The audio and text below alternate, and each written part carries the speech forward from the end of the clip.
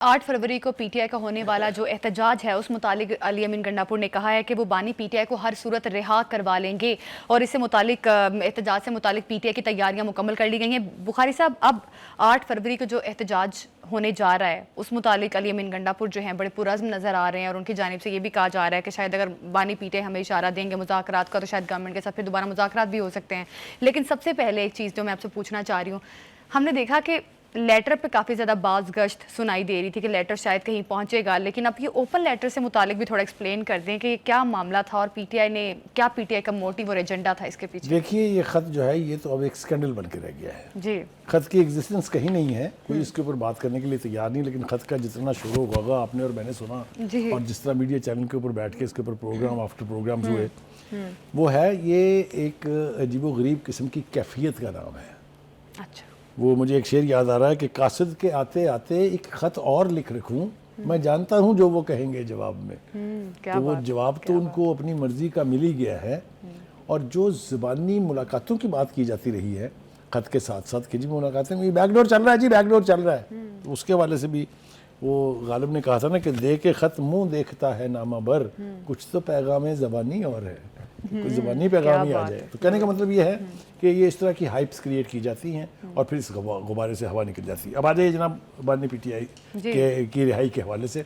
अली अमीन गंडापुर साहब वही है ना जो 24 नवंबर को कह के आए थे कि कफन हम लेके जा रहे हैं साथ, हमारे नमाज जनाजा पढ़ ले आएंगे वापस तो बानी पीटीआई को लेके आएंगे। बिल्कुल, वो हर एहतजाज पे ये कॉल देते हैं कि बानी पीटीआई को रिहा करवा लेंगे। टेकिंग हिम सीरियसली यार, for God sake let us not talk about it.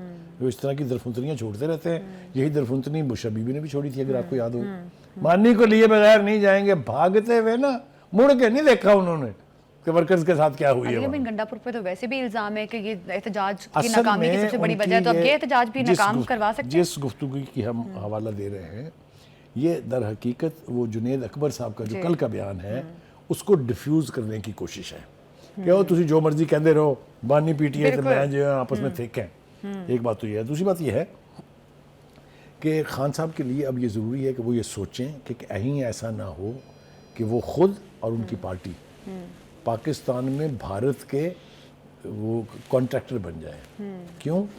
क्योंकि पाकिस्तान में इतना बड़ा मेजर इवेंट हो रहा है। तारीख ये है पीटीआई की कि जब कभी कोई टर्निंग पॉइंट आया, चाहे वो प्रेसिडेंट शी की विजिट थी जिसको सबोटाइज किया गया धरने की सूरत में, चाहे उसके बाद से इंटरनेशनल कॉन्फ्रेंसेस का इनेकाद था, उस दिन उन्होंने ख़ास तौर से एहतजाज रखे।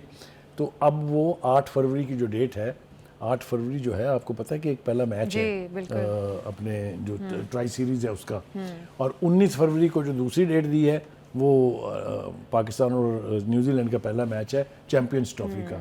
तो वो ख्वाजा आसफ साहब बिल्कुल ठीक है, वो ये कह रहे हैं कि भाई ये आप जो सबोटाइज करने निकले हैं ये भारत भी चाह रहा है सबोटाइज करना, उसने अपने एम्पायर तक तो भेजने से इनकार कर दिया। आप जरा तसव्वुर करें, यानी पूरी दुनिया के प्लेयर्स आ रहे हैं, उनको कोई सिक्योरिटी के तहफ़्फ़ुज़ात नहीं है, इंडिया को बहुत है और उनको शर्म आनी चाहिए, हम उनके हर इंटरनेशनल इवेंट में खेलने पहुंचे हैं। एनीवे, हैविंग सेड दैट, तो अभी भी ये मतलब मौका है पीटीआई के पास भी और खान साहब के पास भी कि वो इस पीटीआई ये जो चैम्पियन ट्रॉफी है उसके दौरान कोई ज़्यादा हंगामा अब चैंपियंस ट्रॉफी भी आप वाली बात, ख्वाजा आसिफ ने भी यही बात की है कि चैंपियंस ट्रॉफी को मुतासिर करने के लिए पीटीआई कोशिशें कर रही है। तो क्या लगता है पीटीआई अपना फैसला टाल सकती है अगर गवर्नमेंट अब जिस तरह से कह भी रही है? कल मैंने सुलेमान राजा के बयान का हवाला दिया था कि उसने कहा था कि हम चैंपियंस ट्रॉफी के दौरान कोई एहतजाज नहीं करेंगे। जी बिल्कुल, लेकिन वो कहते हैं कुछ हैं करते कुछ हैं। एक ये 2-3 बातें और जल्दी जल्दी में कहनी है। एक ये फैसल चौधरी साहब जो हैं, ये जो नए वारद हुए हैं पार्टी में, उन्होंने जेल इंतजामिया को गालियाँ मालियाँ दी हैं रज के, और उसकी वीडियो भी जो है मंजर आम के ऊपर आ गई है। मैं पूछना चाहता हूँ ये कि ये पीटीआई और पीटीआई के लोगों के पास ये कौन सा मैंडेट है कि चाहे तो वो जजों की पत उतार दें, चाहे वो जेल इंतजामिया को पड़ जाएं, ये जब तक इसको बर्दाश्त किया जाता रहेगा ये एक के बाद दूसरी हरकत होगी। आपने देखा ना कि 2014 के धरने में उस एसएसपी के साथ नेकोकार के साथ क्या सलूक हुआ था, याद है आपको? जी बिल्कुल। कहने का मतलब ये है।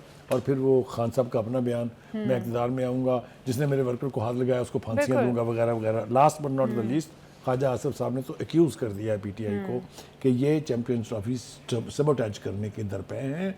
इनको ये इनकी ये सारी क्वेश्चन जो है ये वतन दुश्मनी से के बिल्कुल, खाते में आती है। पीटीआई ने मुज़ाकरात करके भी देख लिए, लेटर लिख के भी देख लिया, ऑपोजिशन अलायंस वाले मामले पर भी पीटीआई गौर कर रही है। पीटीआई को शायद कोई रास्ता नज़र नहीं आ रहा और अभी पीटीआई कारकुन जो है वो काफ़ी ज़्यादा फ्रस्ट्रेशन का शिकार नज़र आ रहा है, जो कुछ फैसल चौधरी साहब ने किया। इसी के साथ प्रोग्राम से हमें दीजिए इजाज़त, अगले हफ्ते फिर मुलाकात होगी। अल्लाह हाफिज़।